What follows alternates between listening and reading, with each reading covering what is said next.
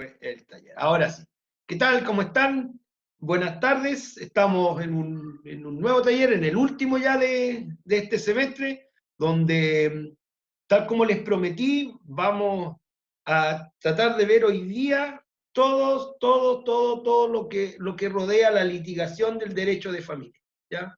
Nos vamos a pasear entre juzgados civiles, juzgados de familia, vamos a ir a juzgados arbitrales, a mediación, vamos a pasar por varios lados, como se van a ir fijando, y de todo lo que se trata este tema. Como les decía, les hice un PPT para que lo podamos ir viendo desde acá. ¿Ahí? No, ahí. A ver. Ahí. Ahí sí, ya. Para no molestar tanto, ahí me voy a quedar chiquitito al lado. Ok, vamos entonces con el primer material que les mandé, que es una solicitud de designación de árbitro para liquidación de sociedad conyugal. El artículo 227, número 1 del Código Orgánico de Tribunales señala que el juez que debe conocer de los juicios sobre liquidación de sociedad conyugal deben ser los árbitros. Por lo tanto, es una materia de arbitraje forzoso que se llama, ¿ya? Y en ese entendido, la designación que precede a ese árbitro es una gestión que se realiza en el juzgado civil donde se encuentran los bienes que se van a liquidar o en el domicilio del demandado a elección del demandante. Esas son más o menos las reglas de competencia. La solicitud que yo le envié, como la pueden ver, para poder redactarla, debe contener al menos 2 requisitos de admisibilidad para que te la provean. O sea, debe contener al menos 2 documentos que tiene que tener a la vista el juez. Y esto no es como un juicio que después te puedes dar el gusto de acompañar el documento en el probatorio, porque aquí no va a haber un probatorio. Si esto es una solicitud, por lo tanto, a tu solicitud tienes que llegar de inmediato los documentos. En este caso, si es una liquidación de sociedad conyugal, lo que voy a tener que acompañar yo es el certificado de matrimonio, donde se acredite que la liquidación conyugal, la sociedad conyugal se terminó y que está apta para poder ser liquidada o dividida. ¿Ya? Entonces, en el certificado de matrimonio, el juez va a tener que ver de que hay una subinscripción de un divorcio, de que hay una nulidad, o de que se subinscribió un pacto como el que trabajamos la semana pasada, ¿ya? Entonces, el juez árbitro no va a aparecer de la nada, como yo les decía. O sea, hay un procedimiento para nombrar este árbitro, y viene de esta solicitud. Ya tengo claro que es materia forzosa de liquidación de sociedad conyugal, y lo comprobé con el certificado de matrimonio. Listo, el primer punto lo tenemos claro. El otro requisito de admisibilidad que tiene que tener esta solicitud, ¿no es cierto?, es que también le acrediten al juez de que al menos hay un bien que puede ser partido, ¿ya? Porque si yo no tengo bienes, yo no debería por qué iniciar este juicio. No, es que, no sé, a lo mejor abogado para ver si la puedo reconquistar. No son para estas cosas. Acá hay que tener bienes. Si no hay bienes, el juez no le va a dar curso a esa solicitud. ¿Ya? ¿Estamos claros? Entonces, recapitulando, tenemos que acreditar que estas partes del juicio están en la situación legal que procede, poder liquidar una sociedad conyugal. ¿Y qué es? Acreditando que la sociedad conyugal se terminó. ¿Y cómo se terminó? Ya sea por una sentencia, por un pacto como el que hicimos, ya lo acreditamos. Y además de que existe un bien en común. ¿Ya? Recuerden, dentro de los materiales que le envié en el taller anterior, iba una compra-venta donde un matrimonio en sociedad conyugal le vendía a otra sociedad conyugal. ¿Y cómo se acreditaban? Y que había que tener mucho cuidado porque por lo general los títulos aparecían a nombre del hombre compareciendo como casado. Y eso significaba ya que el título era de una sociedad conyugal. ¿Se acuerdan? Para que no se les olvide nunca. Entonces, Pasando esas dos vallas, el juez está obligado a declarar a declararla admisible la solicitud y citar a las partes a un comparendo al quinto día hábil siguiente al de su última notificación.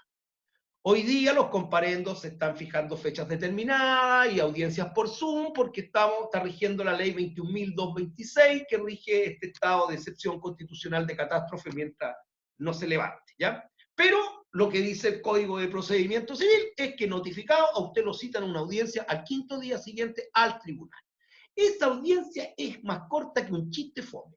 ¿Por qué? Porque el juez lo único que va a preguntar, le va a decir, no, la comparecencia, todo esto, ¿están de acuerdo en el nombramiento del árbitro? Y yo se lo juro, yo llevo ejerciendo y le he dicho muchos años, jamás he estado de acuerdo con alguien en un nombramiento. Nunca, nunca, nunca. Por lo general no se llega a un acuerdo y el juez queda en resolver y él a los días después dicta una sentencia donde nombra un árbitro.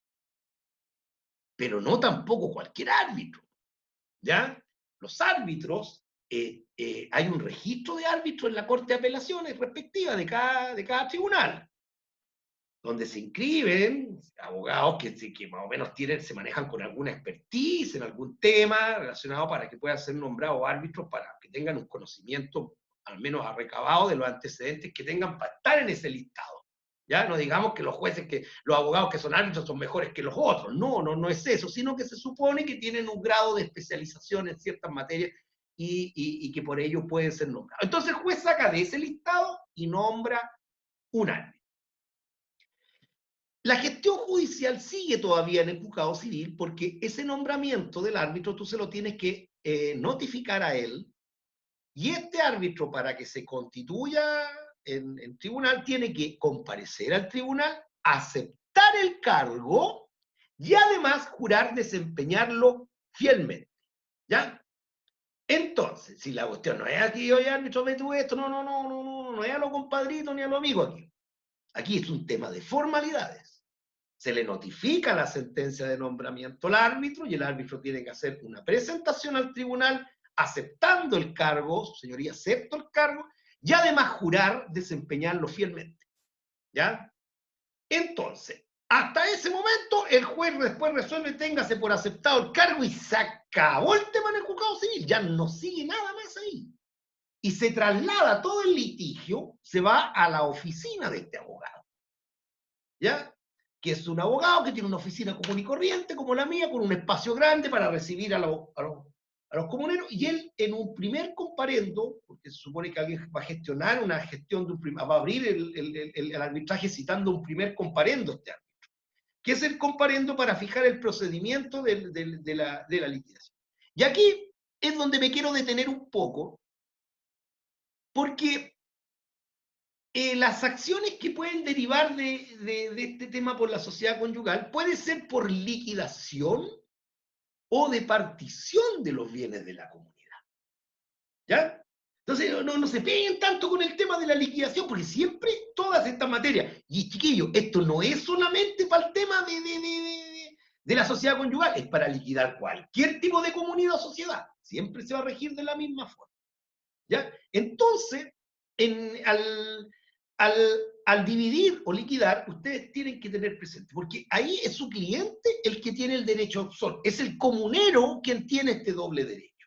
Ustedes saben que el Código Civil señala que ninguno de los coasignatarios a título singular está obligado o universal está obligado a permanecer en la indivisión, dice la ley.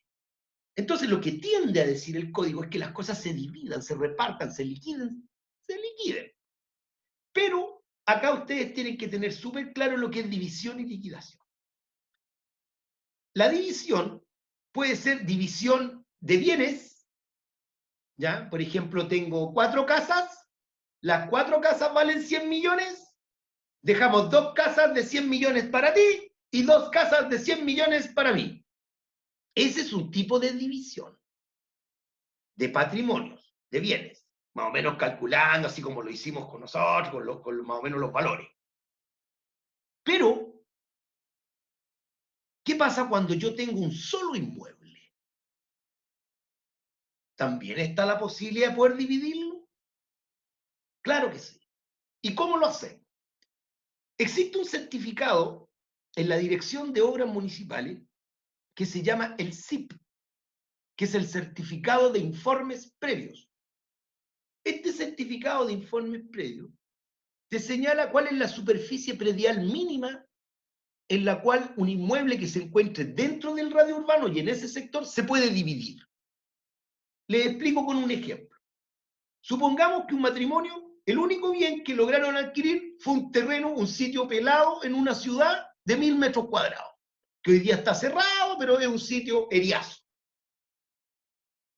A la señora no le interesa, a lo mejor, vender esa cuestión ahora, sino que le interesa a lo mejor que se divida. Y al dividirlo se puede generar un título de dominio en favor de ella y otro título de dominio en favor del otro cónyuge. Entonces, ¿quién te va a dar la claridad de que eso puede ser? Este certificado. Porque este certificado te va a decir que la superficie predial mínima en el sector es, por ejemplo, de 500 metros cuadrados. Y si es de 500 metros cuadrados, mi terreno tiene 1000, lo puedo dividir. Y la sentencia va a declarar que es dividible el terreno y que se va a generar una hijuela con tales del lindes para la señora y otra hijuela con tales del lindes para el señor. Y esa sentencia que dicte el árbitro va a ser lo que se va a inscribir en el, va a ser el título traslaticio de dominio que vaya a poder inscribir en el conservador de bienes raíces para que la propiedad quede a tu nombre. Ahora, eso es cuando la Dirección de Obras Municipales es la que certifica dentro del área urbana. Pero si el inmueble se encuentra en la zona de extensión urbana, ahí el que certifica la división mínima es el Ceremi Mimbu. Y cuando está en el área rural, porque acá tenemos 3 áreas en las comunas: urbana, extensión urbana y rural. ¿Ya? Y la autoridad que sabe, habla de las divisiones en el área rural es el Ministerio de Agricultura, el Ceremi de Agricultura, a través del Servicio Agrícola Ganadero de la provincia. Ese es el que te autoriza la división y te dice cuánto es lo mínimo o no mínimo que tú puedes dividir, por ejemplo, un campo. ¿Ya? Recuerden que dividir sin los márgenes que señala la ley, inclusive es constitutivo de delito, un delito que está tipificado en el artículo 138 de la Ley General de Urbanismo y Construcción, ¿eh? Que ahí es lo que se habla de los loteos irregulares, de los loteos brujos, no sé si han escuchado por ahí, en relación a eso mismo. Bueno, no me quiero seguir, vamos a avanzar en este tema. Ya les dije del nombramiento del juez árbitro, de sus formalidades, y hay un tema acá, que es el cese del goce gratuito. El cese del goce gratuito, tú le puedes dar un tratamiento en conjunto con el juicio arbitral de liquidación y o división, como también le puedes dar un tratamiento paralelo e independiente inclusive. ¿Por qué se los digo? Porque hay muchas veces que existen patrimonios, por ejemplo, inclusive de una sociedad conyugal que quedaron, pero suponga que hay 4 o 5 casas que dan todos los meses 1,5 millones, 2 millones en renta. Entonces, para la señora es más fácil que el señor, en vez de que esté recibiendo 2 millones de pesos por arriendo, mejor mantenemos el mismo promedio, pero que me pase 1 millón de pesos que me corresponde de los arriendos también. Ya, ese ejemplo, el que es más claro para que lo tengan, que es el típico, que hay un comunero que está a ver, recibiendo y no reparte nada a los otros. Ese es el caso típico. Entonces tú tenés derecho a cesar ese goce gratuito. Y estas normativas que les puse aquí del Código de Procedimiento Civil te establecen que mientras no se haya nombrado este árbitro, la justicia ordinaria debe conocer y puede conocer de este asunto a través de un juicio sumario. ¿Ya? Pero muy distinto es que si ya se inició un juicio arbitral, ya el cese gratuito lo tiene que conocer necesariamente el árbitro. Ahora, yo ocupo esta acción paralela solamente cuando la persona no quiere liquidar o dividir, sino que quiere que se organice la administración pro indiviso de los bienes. Entonces, yo, por ejemplo, lo ocupo solo para eso. Porque si vaya a iniciar esto para partir rápido y paralelamente al registro civil, paralelamente el nombramiento del árbitro para liquidar, después puedes tener problemas con las defensas. Es mejor, yo recomiendo mejor todo en el juicio arbitral. ¿Por qué? Porque en el juicio arbitral, el juez árbitro va a conocer varias cosas. Va a conocer cuáles son los bienes, va a conocer del cese de goce gratuito, de los debes y haberes. Ah, yo pagué esto, mire, pagué esto por contribución, este otro puso nada, entonces va a sumar quién cumplió con las medidas conservativas. Y los gastos conservativos se van a ir descontando unos de otros, va a ir compensando todo, pero al final de la sentencia va a decir cuánto es lo que le corresponde a cada uno. Y si la sentencia es de partición, perdón, de liquidación, el juez va a liquidar, va a vender de común acuerdo, y si no hay común acuerdo, va a rematar, y el producto, esa plata, la va a dividir en lo que él terminó de hacer todas esas deducciones. Y para eso es mucho mejor hacerlo todo en el juicio arbitral. ¿Estamos claros hasta aquí? ¿Sí? Sí, profesor. Ya. Sí, Y profe. entonces, avancemos con el otro. Ya. Esta es la solicitud voluntaria de declaración de filiación no matrimonial. Oye, esto es una solicitud que yo la creé desde su esencia, ¿ya? Porque este es un problema que lo quise tratar en este taller porque les ocurre a muchas personas que nacieron antes del año 1952 y que hoy día hay mucha gente que nació antes del año 52 y cuando ustedes estén ejerciendo en unos años más también van a estar vivos y van a tener que toparse a lo mejor con este problema. Como ustedes muy bien saben,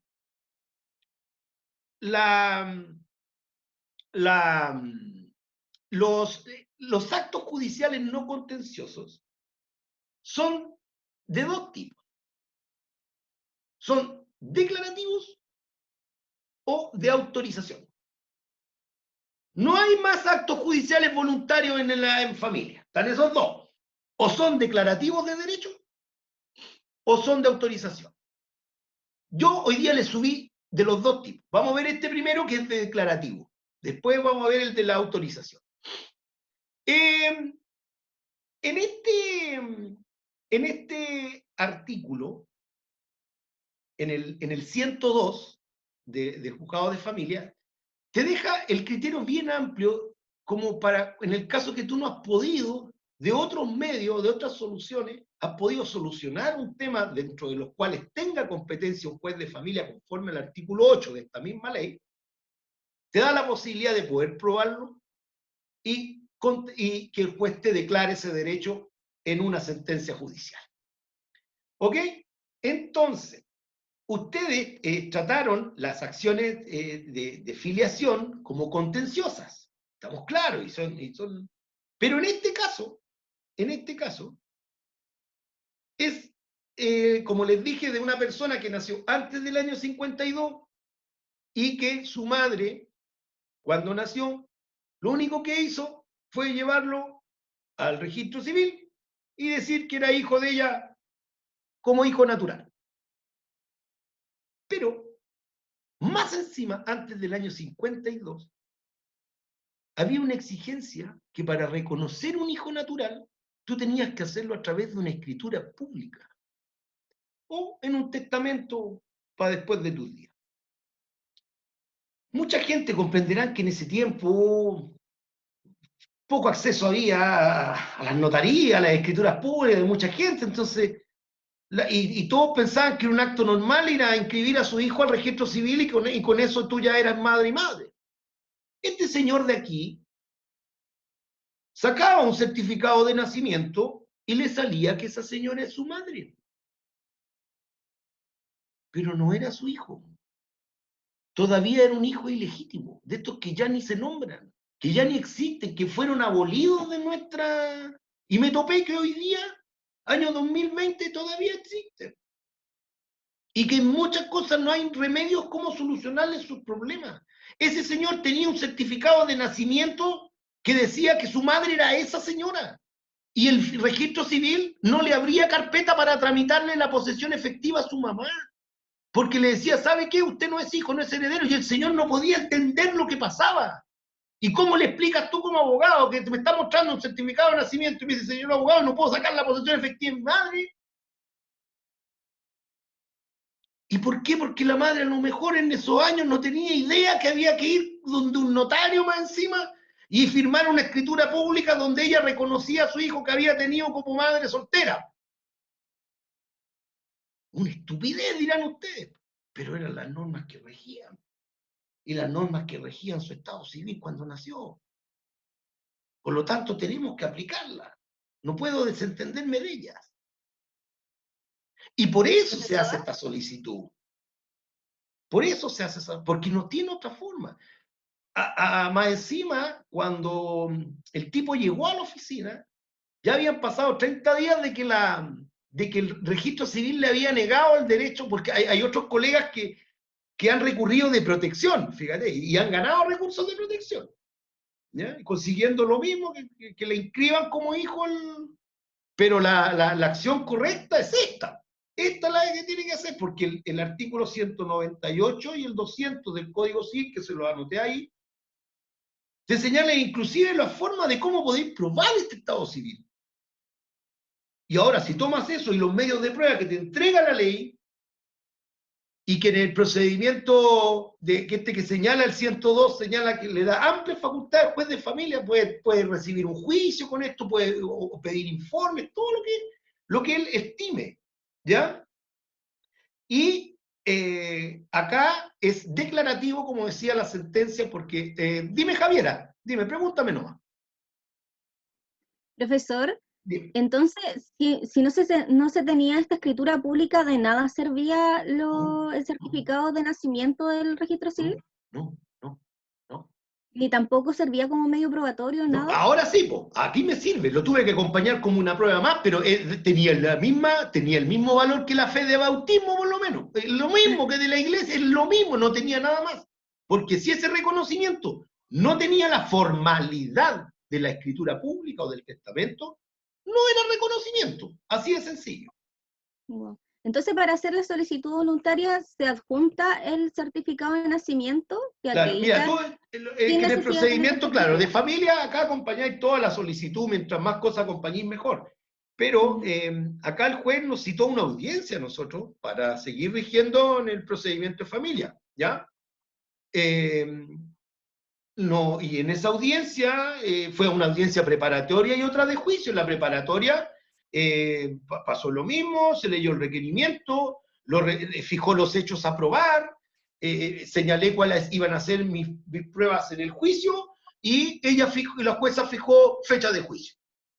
En el juicio se rindieron las pruebas, se hicieron las observaciones a la prueba y se pidió sentencia. Y el juez decretó la sentencia en la misma audiencia. ¿Ya? Y la tengo también, pues este es un caso real, ¿eh? Si le interesa después me escriben, no, yo les mando la sentencia ahí para que la lean. ¿Alguna duda más con esto para avanzar? ¿No? Ok. La demanda de declaración de bien familiar. Ustedes pasaron los bienes familiares en clase, ¿cierto? ¿Sí? Ya. Sí, profe. Ya, y pegue.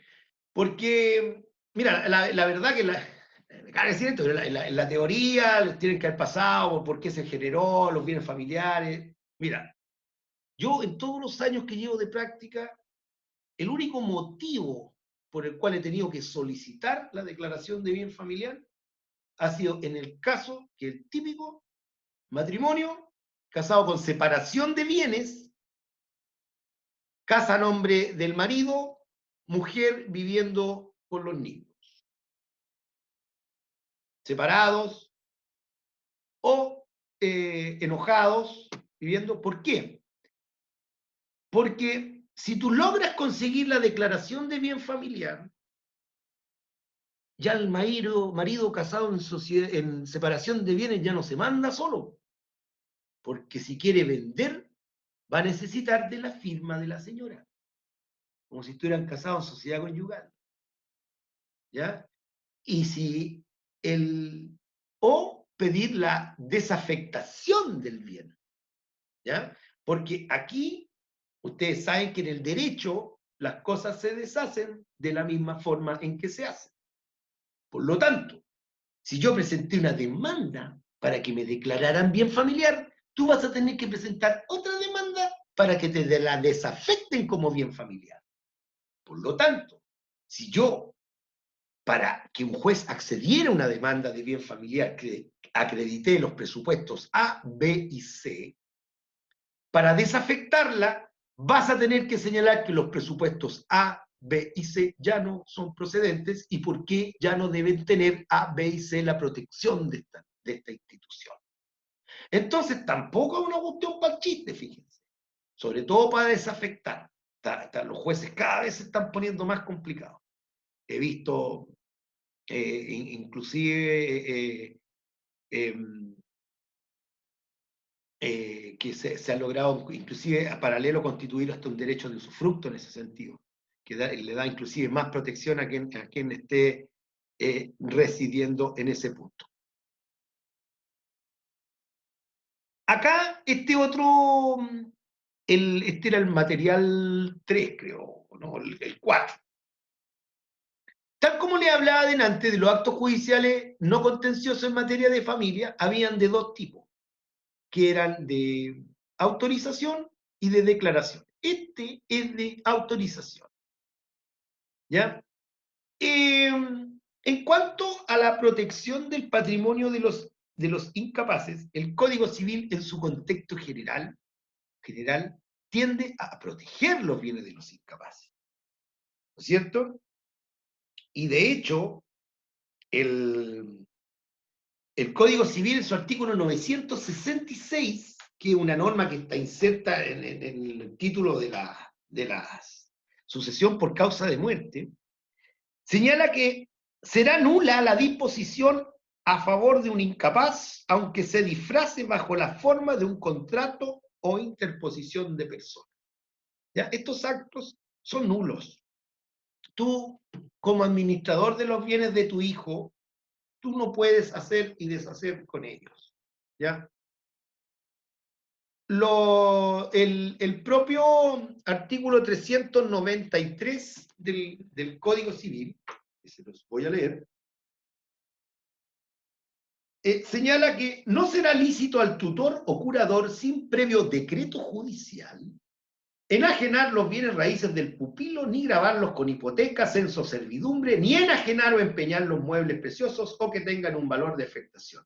Ni podrá el juez autorizar estos casos, sino por causa de utilidad o necesidad manifiesta.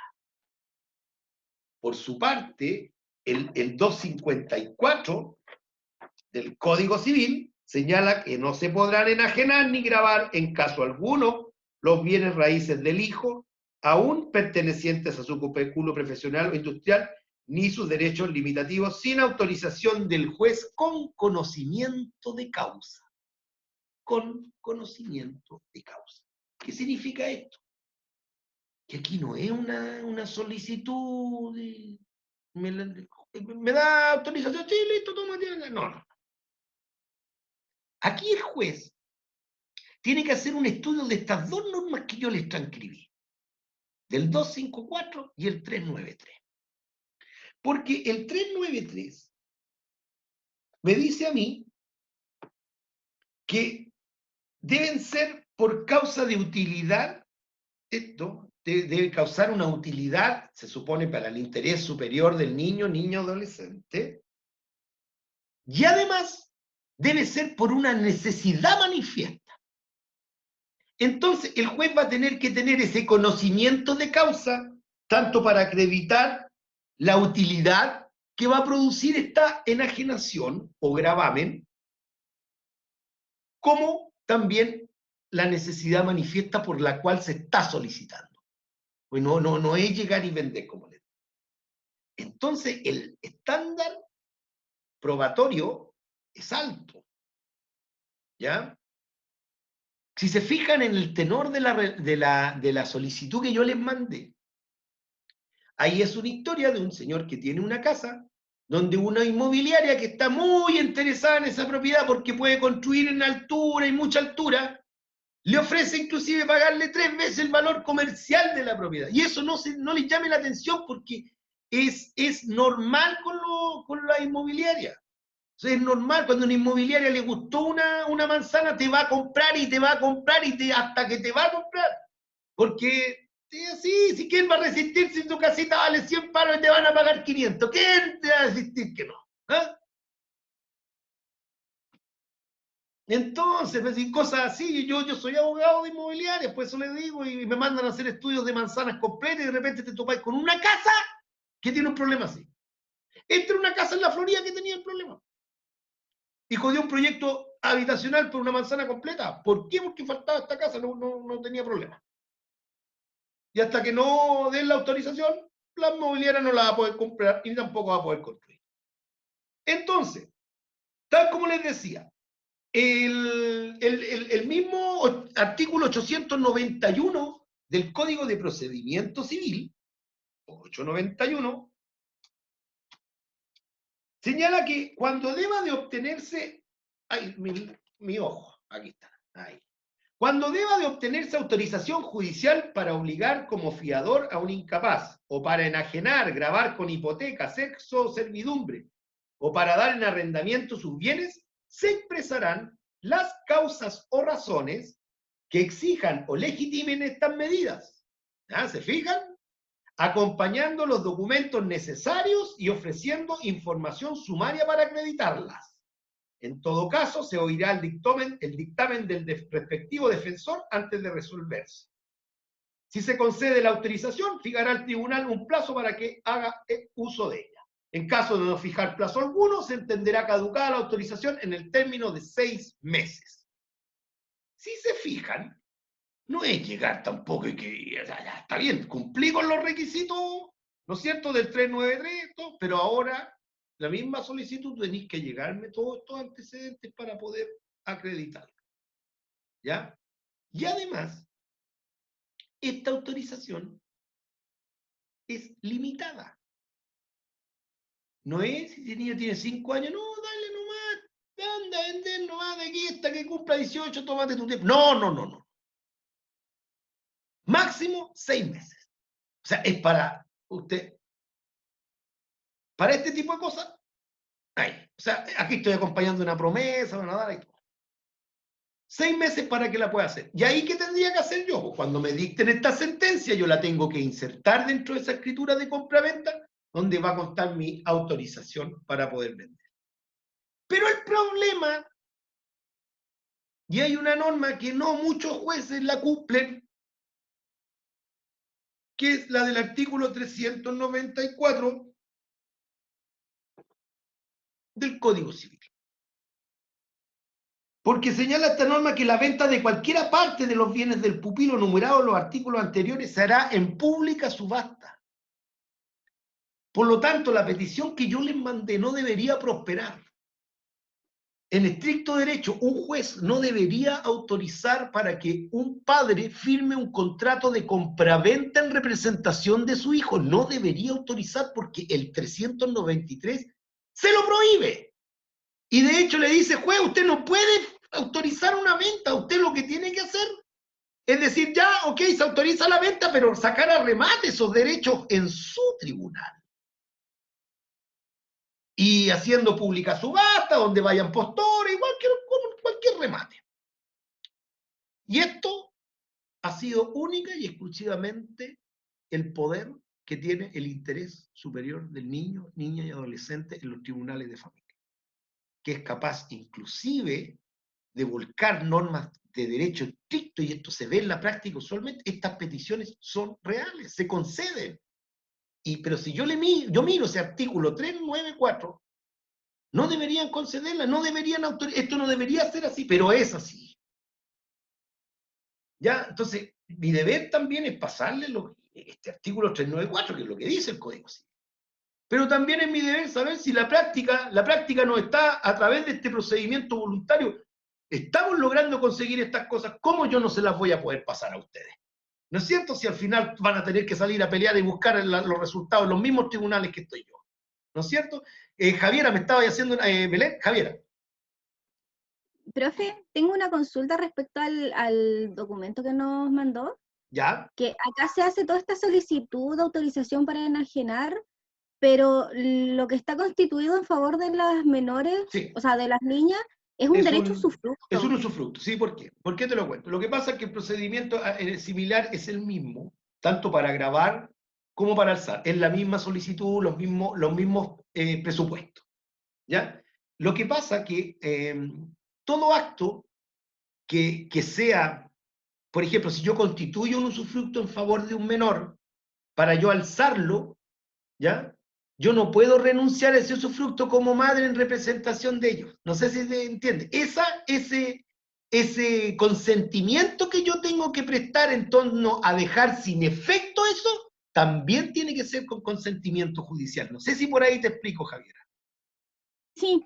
¿Sí? Ya, Lo por que ahí va. lo que me causaba duda es que hablábamos de enajenación de bienes de las niñas, en este caso, y en el caso es un usufructo, entonces Sí, no, pero eso me causaba la duda. es por lo mismo. Pero ocupé el ejemplo para darle, porque aquí mismo también se va a autorizar una venta, que es la que se acompaña, porque ahí está acompañando una promesa de compraventa que le hizo la inmobiliaria a este matrimonio, ¿ya? Sí. Así que en ese sentido. Avancemos un poquito con la demanda de alimentos.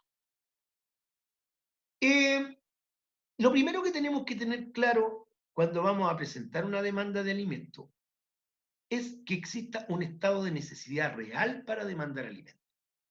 ¿Ya? Porque, no sé, yo puedo estar separado de mi pareja, de mis hijos, y si soy un papá responsable y mis hijos tienen una mamá responsable, que los dos somos profesionales y yo destino parte mensual de mi sueldo a transferirle a mi ex señora para que administre eso a mis hijos, y ella también de su dinero administra todo, y no habría una necesidad de tocar el timbre de las demandas de alimentos, ¿no es cierto? Es que por ahí quiero que me entiendan.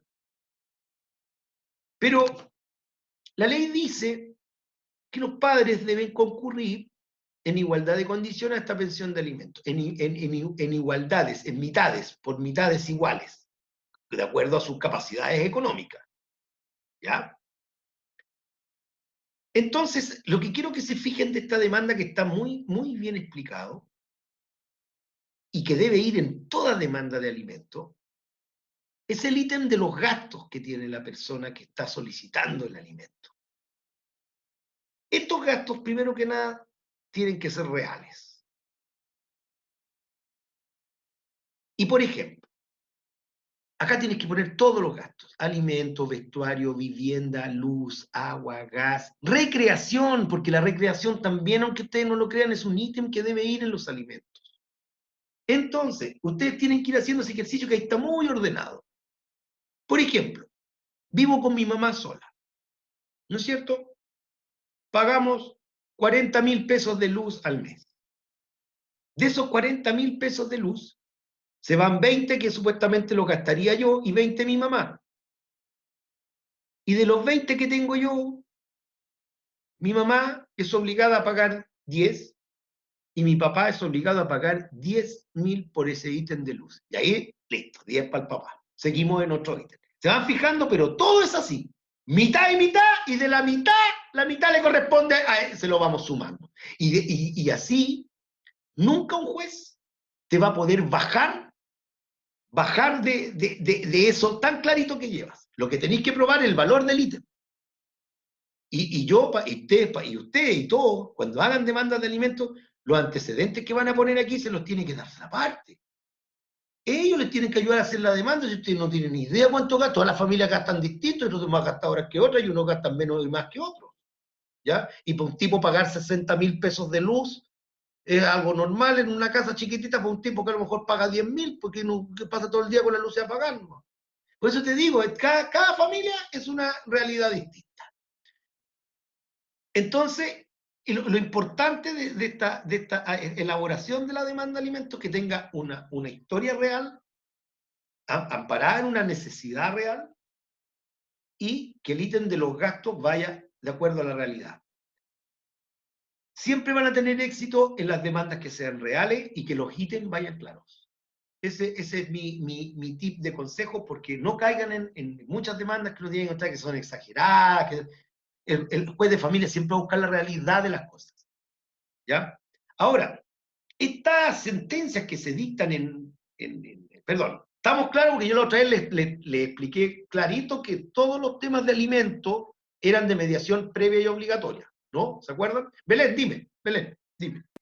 Sí, es que tenía una pregunta porque ¿qué pasa si, no sé, pues el papá gana, no sé, 6 millones, por ¿Ya? decirlo así? La mamá gana 3 millones, eh, pero, y el hijo tiene, no sé, pues 400 gastos mensuales. Se supone que son 200 y 200. ¿Qué pasa si la mamá se ampara así como no, Fregil gana más, entonces debería pasarme 800, a pesar de que los gastos sean No, menos? El juez no, ahí, es que ahí tendrías que acreditar que, por ejemplo, esa diferencia del sueldo la estáis ocupando, no sé, pueden pagar otra pensión, en tal gasto, entonces para dividir con mi hija me queda esto nomás. Por ahí vais defendiendo, ¿ya? mira, sí, o sea Eh, que por eso, Aquí te es va a que, tocar defender a demandante como te va a tocar contestar demandas de alimentos. mm, Claro, entonces también la contestación de la demanda, acuérdense, la línea de tiempo es tirarla para abajo y en favor tuyo. sí, La línea de entonces tiempo tú se me la dices tira abajo, que, esa va en favor tuyo, en favor tuyo. No, no es gasto, su señoría. Es imposible que en esa casa se gasten 40.000 pesos en una casa de 20 metros cuadrados, van a gastar 40 lucas de luz, su señoría, imposible. entonces ahí se juega con la prueba para, no sé, pues por ejemplo, en caso del papá Sí, por excusarse lo de general que vaya, no vaya a tiene pelearle capacidad. los gastos. Y por eso que lo importante es que tu demanda sea real, porque si la demanda es real es Mm, difícil que le vaya a pelear los gastos. Es más fácil contestar una demanda que sea irreal, pues con gastos irreales, porque tenéis que bajarlo a la realidad. Pero cuando la demanda va con gastos reales, le cuesta al colega contestarla. sí, me Entonces ahí imagino. tenéis que buscar por otros lados, que es lo que te digo, por las capacidades económicas. Por ahí va la defensa. Tengo más, no tengo menos. Bueno, como les decía, alimentos que pueden ser en su establecimiento, cese, modificación, aumento, rebaja, todas son materias de mediación previa y obligatoria, igual que la relación directa y regular, igual que el cuidado personal. Algo les conversé la otra vez, en este momento están suspendidas las mediaciones también por el tema del COVID, ¿ya? Pero cuando tú no van a la mediación o no se llega a un acuerdo, el mediador te da un certificado que se llama certificado de mediación frustrada, ¿ya? Y ese certificado de mediación frustrada es un requisito de admisibilidad de tu demanda de alimentos. O sea, el otro sí, aparte de acreditarle al juez que tienes un título para pedir alimentos, porque ese es un requisito de admisibilidad de tu demanda, acreditar que tienes un título. Por ejemplo, si yo estoy demandando a mi papá, tengo que acreditar con el certificado de nacimiento que soy hijo de él. ¿Ya? Dime, Belén. Sí, es que me surge otra duda con la diferencia de sueldo. ¿Qué pasa si, no sé, pues todos están separados y tienen un hijo, el hijo vive con la mamá y la mamá gana, no sé, 500.000 pesos y el papá 4 palos? Ahí podría como cambiarse el 50-50. Sí, porque la madre tendría que señalar de que para poder cumplir con ese ítem, todo su sueldo se le está yendo en cubrir esa mitad y ella tiene que defenderse que también tiene gastos ella como mujer, como madre, y que tienen que escapar de ese ítem que está cubriendo porque ella tiene derecho a gastar en sus cosas. Y si el padre puede suplir eso sin perjuicio de que ella pueda seguir ayudando, también podéis pelearlo. Yo lo he peleado varias veces. Es que son Ah, típicas ya. las discusiones en familia, si por ahí, si no pudiste pelear los gastos, vaya a las capacidades económicas. Y los más Mm, difíciles son los que tienen pantallas, por los que tienen empresas por otros nombres, que no tienen, claro, porque el que tiene deuda no le gusta aparecer en nada, ni comprarse nada, ponerle a nombre las pololas, en todo. Ese es el más complicado. Pero fíjate que hay muchos jueces que no les compran investigan más, investigan, investigan, investigan, y aunque existan presunciones, fíjate, de dónde reciben más plata este tipo, les dan igual. Así que no se te olvide nunca que hay un medio de prueba que se llama presunción. Y para este tipo de cosas, pucha, que sirve. Es donde más encuentro yo en la práctica que podéis sacarle lustre a la prueba de la presunción, es aquí en familia para acreditar esos gastos tapados, esos gastos que cuesta acreditar. Ahí con presunciones lo acredita. Vamos a ya, seguir. perfecto. Entonces, lo otro que es importante de estas demandas de alimentos de que las sentencias tienen, dictan cosa juzgada formal, no, material, que significa que no solamente que porque se dictó la sentencia y no proceden más recursos, esto va a quedar así por secular seculorum, no es así.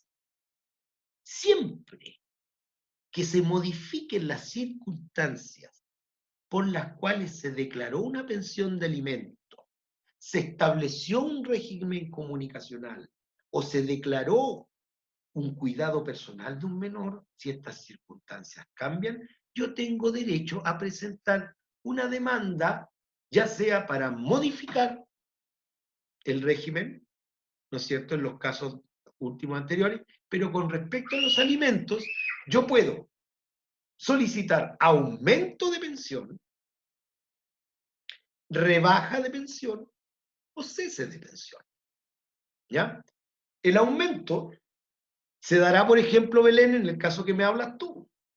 Suponte a mí me fijaron una pensión de 400 lucas cuando mi papá ganaba 1 millón y mi mamá 2 millones. Hoy día mi papá gana 5 millones, mi mamá gana 2 y a mí me siguen pagando una pensión de 400. Y yo más encima ya no tengo los mismos gastos que tenía en el colegio. Hoy día soy un estudiante, que es como el caso que les mandé. Si le mandé un caso bien similar, es una niña de unos años menos que ustedes, nomás que están saliendo del colegio, entrando a primera, no tiene plata para estudiar, no, está en esa situación. ¿Te fijas? Entonces, yo no puedo seguir recibiendo una pensión que recibía como cabra chica, pues eso es lo que voy, y de la que me daba mi mamá cuando estaba en el colegio. No, porque yo ahora voy a estudiar. Yo tengo otros gastos, me tengo que movilizar, tengo que comprar mis cosas para la universidad, son otros gastos, por lo tanto las circunstancias que estaban cuando se fijó la pensión de alimentos hoy día no son las mismas. Por lo tanto, tú tienes derecho a pedir el aumento y todo. Siempre, todas con mediación previa y obligatoria. Acuérdate, ¿ya? Y si te dan certificado de mediación frustrada, ahí podéis demandar. ¿Estamos claros con el aumento, rebaja o cese? El cese típico, acuérdense que en materia de alimentos, hasta los 21 años, que fue lo único que no se modificó cuando se superó la mayoría de edad en el Código Civil. 21 años o 28 si es que estás estudiando. Ya, ¿quién levantó la mano? Están las dos con la mano levantada. Dígame nomás. Yo. Sí. Profe, respecto al cese de pensión, siempre la tiene que solicitar el padre, o sea, quien está, tiene que pagar la pensión, mira, o puede ser cualquiera, el alimentante o la mira, alimentaria. buena la pregunta que me hacís, porque ocurre una situación que es súper injusta y es jodida. Pasa mucho que el padre, por ejemplo, paga una pensión de alimento, ¿ya? Y la paga mientras el hijo cumple 18 años, cumple 21, pero nunca deja de pagarle a la mamá la pensión. Sigue depositando en esa misma cuenta de pensiones. Ese es el típico caso. Y resulta que el hijo después deja de estudiar, como a los 22, 23 años, y tiene muy buena relación con el papá, pero pésima con la mamá. Entre los papás se llevan pésimos. ¿Ya? En ese caso, como el hijo es mayor de edad, él inicia la mediación de cese de pensión.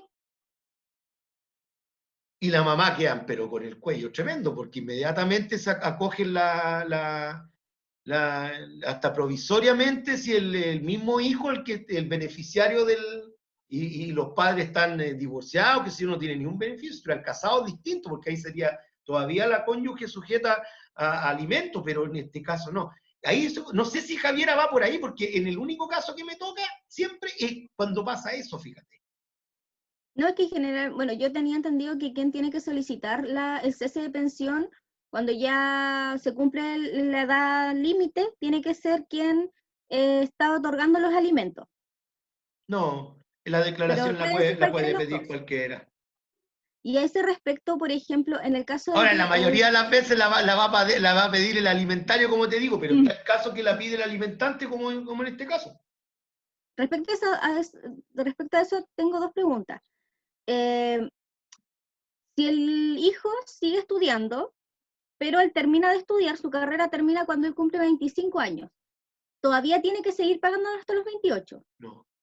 ¿O se puede pedir el cese? No, ahí puede pedir el cese al toque porque terminó de estudiar. De hecho, Ya. mira, yo tengo tantos casos de estos que yo peleo con el certificado de matrícula Ujú. y después acompañan un certificado de matrícula y después tú pedís un certificado de alumno regular y no te lo dan.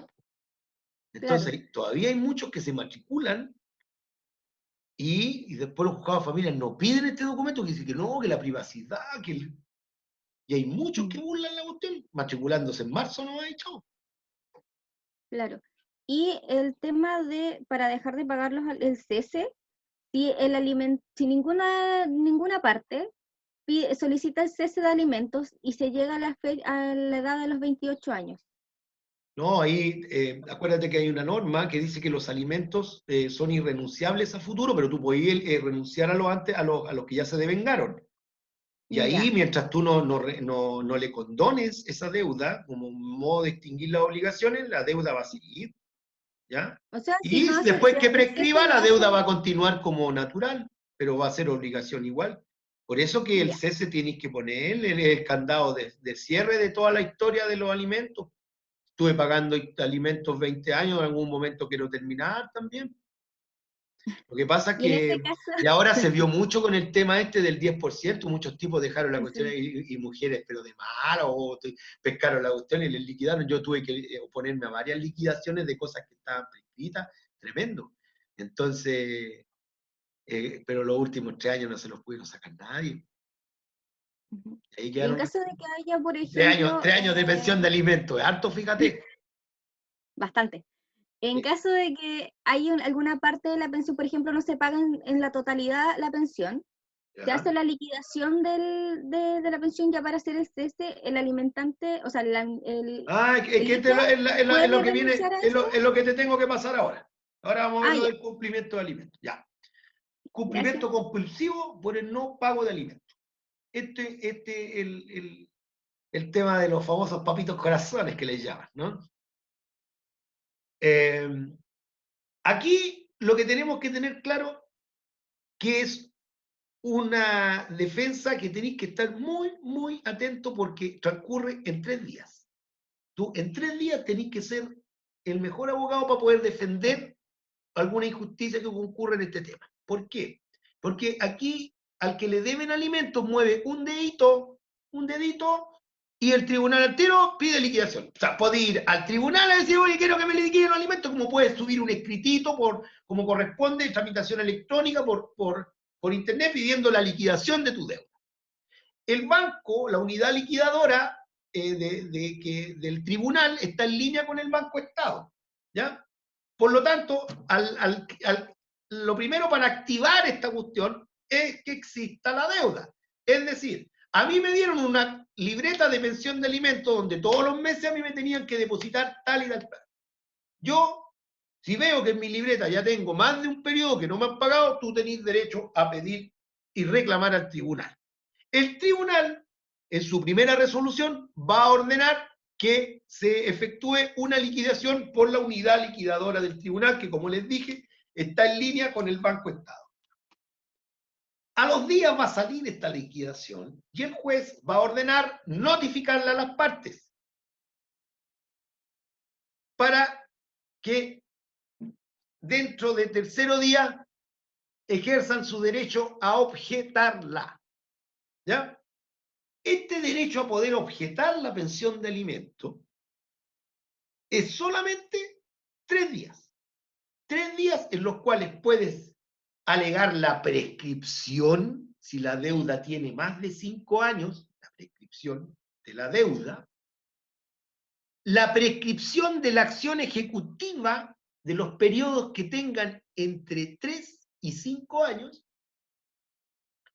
y además puedes alegar el incidente por gasto útil del artículo 9 de la ley de pago de pensiones de alimentos y abandono de hogar.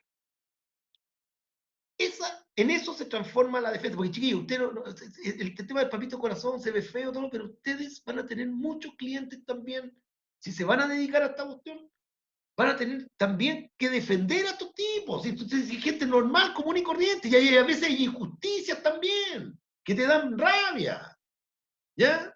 Sí, estos mismos, aquí del 10%, señores que creían que habían terminado este tema hace mucho tiempo, y ahora me llegan con una deuda como de 15 millones de pesos, casi llorando. Y si no alegáis la prescripción, se transforma una obligación natural en una obligación prescrita en una obligación natural. Y si no alegaste la prescripción, el juez te va a cobrar todo, porque la prescripción tenía que haberla alegado en ese momento. Y si tú no la alegaste ahí, chao, pescado. ¿Era ahí o era ahí? Ahora,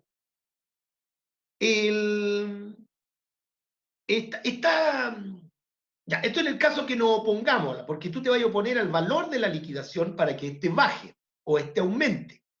¿Ya? Las partes, las dos tienen derecho, independiente que tú pediste la liquidación, a lo mejor la liquidación tampoco te favorece a ti, por lo tanto este derecho es para las partes. Usted también como solicitante se puede oponer a la liquidación y decir que no, aquí me faltan más meses, según mi libreta, a mí usted me debe más plata. Entonces también tenéis derecho por eso. Entonces se va a transformar esto en un incidente, donde algunos jueces le dan la tramitación correcta y te citan a una audiencia única de cumplimiento. Sí, se hace un juicio. Que el profesor Carreta los ve en Valparaíso, ¿eh? No sé si ubican al profesor Carreta. Él es el juez inquisidor de Valparaíso, por si no lo conocen. Él es el que ve todas las causas de cumplimiento ahí en Valparaíso. Son tipo 1:30 de la tarde. Experto en decir que el que paga mal paga 2 veces, se lo dice en la cara a los muchachos. Pero también es bien considerado cuando ha tenido que levantar una orden de arresto, cuando lo ha tenido que hacer, así que también mis mejores opiniones con él. Con respecto a estos apremios, lo primero que tienes que tener presente es que una sentencia que te declare una pensión de alimento tiene por sí mérito ejecutivo. Al tener mérito ejecutivo, significa que yo cuento con un título ejecutivo para poder ejecutar cualquier deuda que derive de esa sentencia. Por lo tanto, una vez que se resuelva este incidente, ya sea por la objeción de la liquidación o la liquidación quede ejecutoriada, yo cuento con un título ejecutivo por ese monto. ¿Ya? Y al contar con un título ejecutivo, puedo embargar bienes si este señor tiene, y si no me paga, puedo sacar esos bienes a remate y pagarme con el producto de ese embargo. Todos los derechos ejecutivos se pueden ejecutar ahí, habilitando patrimonio, y el mismo juez de familia el que va a sacar a remate, no va a derivar esta cuestión a un juzgado civil porque el juzgado civil ve los remates, no, el mismo juez lo va a sacar a remate. Y por el otro lado, por el lado negro, por el lado que no paga, si no te pagó y no te objetó, tú tenés derecho a pedir apremios. Y los apremios, ¿cierto?, personales, el primero es la suspensión de la licencia de conducir por 6 meses. Que se va a los que trabajan como choferes, pero llegan a correr después para pagar la pensión cuando se los decretan. Tienes un arresto nocturno. Ese arresto nocturno es en una cárcel. ¿Ya? No es como la reclusión nocturna domiciliaria que te queda ahí en tu... No, este es un arresto nocturno, esto no se modificó, esto viene de una ley antigua. Entonces, estos tipos, si no pagan, condenan a pagar por 20 días de esta reclusión nocturna, que es un régimen penitenciario, como les decía, cerrado, donde estos tipos llegan a las 10 de la noche y se van al otro día a las 6 de la mañana, por 20 días. Pasaron los 20 días, y si este tipo no juntó la plata o no pudo hacer un convenio o algo así, tú tenés derecho a pedirle el arresto total. Y el arresto total también es por 20 días, no más.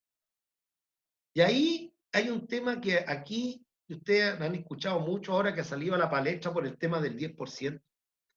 Hay un vacío legal tremendo con respecto aquí a qué pasa con estos tipos que incumplen. Entonces, por un lado, tú no podés mantener arrestado a un tipo, ¿no es cierto?, si en el fondo necesitáis que ese tipo salga a trabajar para que genere lucas y te pueda pagar las pensiones de alimentos. Yo no sé cuál es el fin de mantenerlo arrestado. Y este mismo alegato que le estoy haciendo a ustedes lo he hecho en las cortes y gracias a eso he liberado hasta por recursos de amparo a tipos que han estado presos por deuda de alimentos. Porque no está bien regulado acá en Chile eso. No está bien regulado. Y aquí se ven los problemas. Tipos que saben que los jueces no les dan arresto. Oiga, yo creo que en los últimos 10 años he visto 2 órdenes de arresto por este tema y de muchas causas que tramito de temas de alimentos. Y a los 2 los saqué por recursos de amparo, a los 2. O sea, bien poco hasta dónde podéis llegar con el tema del arresto ahí en... Porque es injusto, pues. Tienen que buscarse otras medidas, otro tipo de cosas. Esto de la FP es genial. Esto de un respiro a muchas pensiones de alimentos que estaban ahí y también sirvió de escarmiento a muchos para que se pusieran al día también, para que no les ocurriera. Y dentro de los apremios personales, y también están estos apremios reales, ¿ya? Que está el embargo y está la retención también, como medida precautoria de retención. Y está la medida precautoria de prohibición de celebrar actos y contratos. También es otra real que pueden ahí utilizar.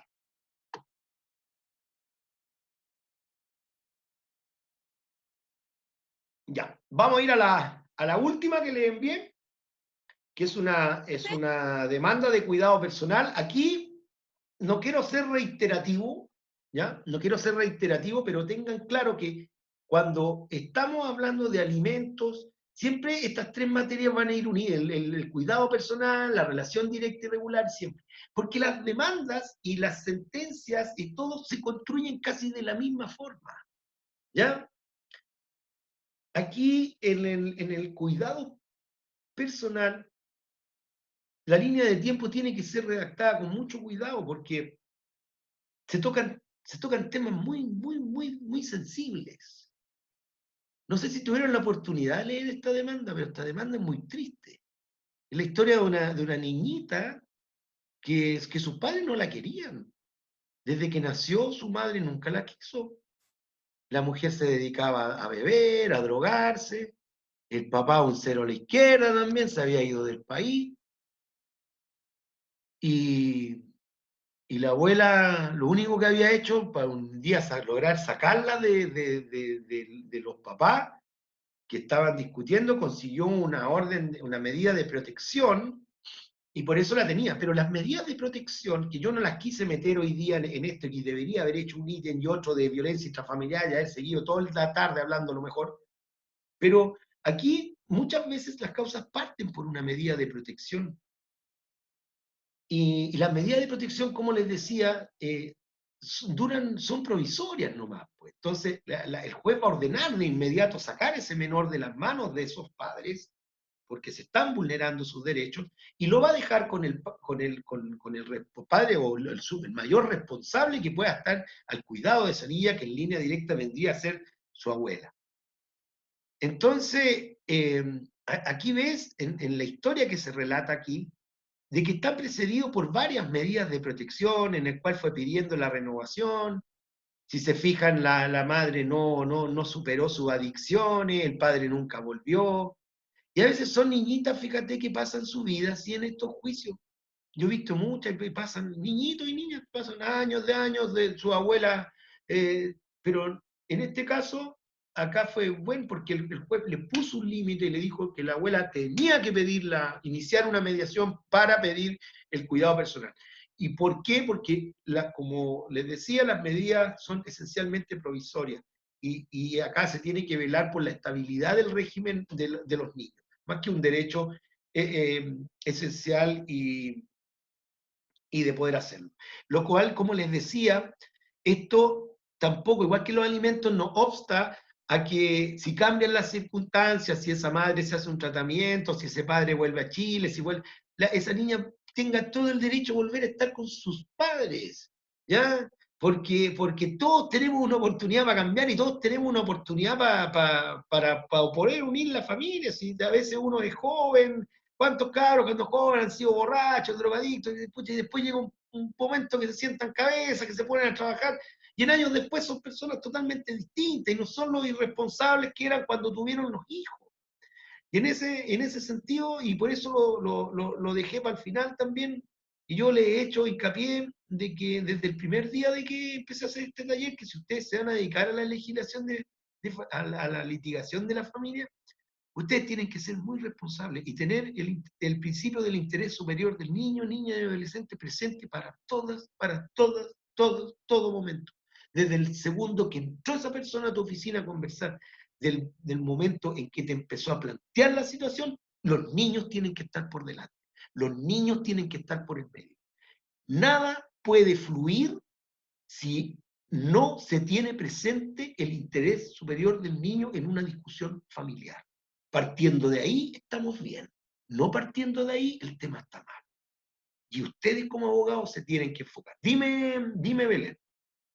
Sí, es que me surgió una duda porque, ¿qué pasa si, no sé, o sea, no sé si esto se encuentra, pero si fallece uno de los padres del niño, el padre con el que vivía, y el otro padre se quiere quedar con el niño, pero algún familiar que no confía en él demanda, ¿ya? Ya. Pero mete... Pero ¿quién es, en el caso que me cuentas, quién sería el padre custodio? ¿Quién es el custodio del menor? El papá, por ejemplo, ¿Ya? y murió, y se Y queda muere con el la papá mamá. custodio, el que lo estaba cuidando. Sí, pero quiere, es que me tocó ver un caso parecido y siempre quedé con la duda porque al final me fui y no, no sé cómo pasa. Ahora, Eh, si solamente ese niño estaba al cuidado de ese padre y murió, ujú, ya eso al tiro el niño queda en una situación de riesgo, que el tribunal hasta de oficio puede ingresar a tomar ese niño. sí, Entonces, pero es ahí, en la medida de protección, el juez de que, familia, si se entera alguien de que ocurrió eso, suponte, el niño está en el colegio, ¿ya? Típico caso, el niño está en el colegio, se mueren sus papás, le avisan al colegio que los papás murieron. El deber del colegio es poner a ese niño a disposición de juzgado de familia, no del otro familiares, y de avisar de inmediato que el niño está en riesgo. Porque si el establecimiento educacional no hace eso, incumple también una obligación. ¿y qué ocurre si así como si los familiares se lo llevan y después ponen en la Se demanda? mantiene la situación de riesgo. ¿Por qué? Te lo explico. Porque en este tema del derecho de familia, para eso están los tribunales, para judicializar las cosas. Si tú no estás bajo el cuidado de lo que te dicen, como tú naciste, que es tu padre o tu madre, cualquier situación distinta es contraria a la ley. Se supone que los hijos tienen que vivir con los padres. ¿Sí o no? Eso es lo primero. Sí. Ya. Si los hijos no viven con los padres, es una situación irregular. De hecho, ese niño está siendo vulnerado, así se entiende, por no estar viviendo con su papá. Entonces, ya eso, al menos el juez de familia tiene que investigarlo. Puede ser que sea así o no, pero de que lo tiene que investigar, lo tiene que investigar. No es algo que puede pasar por delante. Entonces, ¿qué es lo que tiene que hacer también ese mayor adulto, ese adulto como responsable? Él tiene que irse a una mediación familiar a regularizar esa cosa, a ese tema. Pero también ese adulto responsable tiene derecho a pedir una medida de protección en favor de ese menor para que el juez le declare de inmediato un cuidado provisorio en favor de él. ¿Cachai? Entonces, mientras va iniciando el juicio, ya partió con una resolución al tiro que provisoriamente él lo va a tener mientras el juicio. Eso es lo que tiene que hacer correctamente. Pero dejar la situación así, esa, va a llegar tarde o temprano el otro padre y se va a colgar solamente de la no judicialización para decirte que están vulnerando los derechos de ese niño. ¿Y la medida de protección es al del Tribunal de Familia o ante la Corte de Apelaciones? No, la medida de protección las decreta el juzgado de familia. Tiene un procedimiento especial en la misma ley que crea los juzgados de familia, hay unos procedimientos especiales y dentro de uno están las medidas de protección. No las quise pasar porque no me iba a alcanzar el tiempo. Así me quedaron 2 ítems fuera. Me quedó las medidas de protección y la violencia intrafamiliar. Pero la clase dura 1 hora 45, ya estamos listos, ya hasta me pasé ya. ¿Ves? No Y importa. así que éxito en todo ahí, como dice el PPT. Bueno, ¿me van a hacer otra consulta para eso, no? ¿Sí? ¿Belén? O sea, yo quería preguntarle si puedo hablar con usted, pero aparte. Cuénteme. Es que es un caso como personal, entonces quería ver si podíamos Escríbame hablar. entonces, Melén, escríbame Ok. nomás y lo vemos por interno, no hay problema. Si todo el mundo me escribe a mí, no crea que va a ser la única.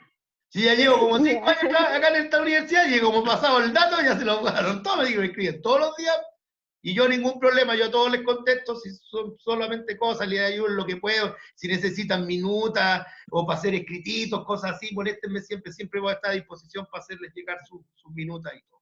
Bueno, Gracias, profe. los dejo, ha sido un gusto tener este taller este semestre, fue mi primer taller de familia, así que también feliz por eso. Y espero que nos sigamos encontrando en talleres futuros y que les vaya muy bien y como dice ahí, éxito en todo. Chao, que estén muy bien y cuídense. Chao, Chao, chao. profesor. Chao, Muchas profe, muchas gracias. gracias. Chao, profe, que esté Chao, bien, chao, que gracias. estén bien, nos vemos.